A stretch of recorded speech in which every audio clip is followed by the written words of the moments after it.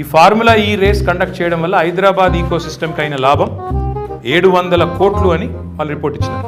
కేటీఆర్ చెప్పిన Nelson company పెద్ద fake. ఎవరు పైసలు ఇస్తే వాళ్లకు ఫేక్ రిపోర్టులు తయారు చేసే కంపెనీ అది.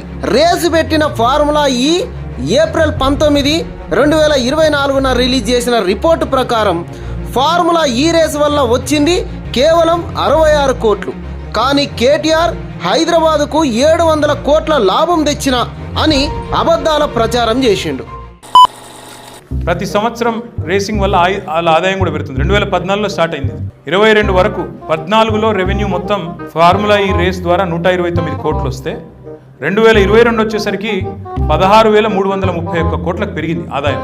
2024 చివరి నాటికి 42 మిలియన్ యూరోలు అంటే 374 కోట్ల నష్టం చవి చూసింది. 2,500 కోట్లు ఆ ఒక్క వారంలోనే ఎప్పుడైతే మనం ఫార్ములా ఈ రేస్ కండక్ట్ చేసినామో, దాంతోపాటు మొబిలిటీ వీకెండ్ కండక్ట్ చేసినామో అందులో 2,500 కోట్లు, ఇవన్నీ కూడా పెట్టుబడులు మనం సాధించుకున్నాం. ప్రెస్ మీట్ లో కేటీఆర్ చూపిస్తున్న ఈ క్లిప్పు అక్టోబర్ 30, 2020 నాటిది. అక్టోబర్ 2020లో 6 కంపెనీలతో చేసుకున్న ఎంఓయూలు అవి.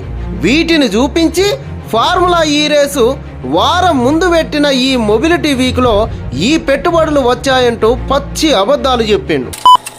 ఏం తెచ్చినా రేవంత్ రెడ్డి అంటే మేమేమో మా కేసీఆర్ గవర్నమెంట్లో మేమేమో ఫార్ములా ఈ రేస్ తెస్తే నేను ఇంటర్నేషనల్ షేమ్ తెచ్చిండు. 137 కోట్ల నష్టాన్ని ముందే అంచనా వేసి ఈ కార్ రేసుల నుండి వైదొలిగిన కేప్ టౌన్ భారీ నష్టాలు రావడంతో తర్వాతి రేసుల నుండి తప్పుకున్న రోమ్ 688 కోట్ల రూపాయల నష్టాన్ని ముందే అంచనా వేసి ఈ రేసులన్నీ రద్దు చేసిన ఇండోనేషియా 300 కోట్ల నష్టాన్ని అంచనా వేసి కెనడాలోని మాంట్రియల్లో ఈ రేసు రద్దు. ఇక హైదరాబాద్లోనూ నష్టం రావడం వల్లే స్పాన్సర్షిప్ నుండి తప్పుకున్న గ్రీన్ కోక్ ఆర్థిక నష్టాల వల్ల ప్రపంచమంతా పెద్ద పెద్ద సిటీలు ఫార్ములా ఈ రేసులను రద్దు చేస్తే కేటీఆర్ మాత్రం ఒక్క హైదరాబాద్లోనే ఈ రేసును రద్దు చేసినట్లు మాట్లాడడం సిగ్గుచేటు.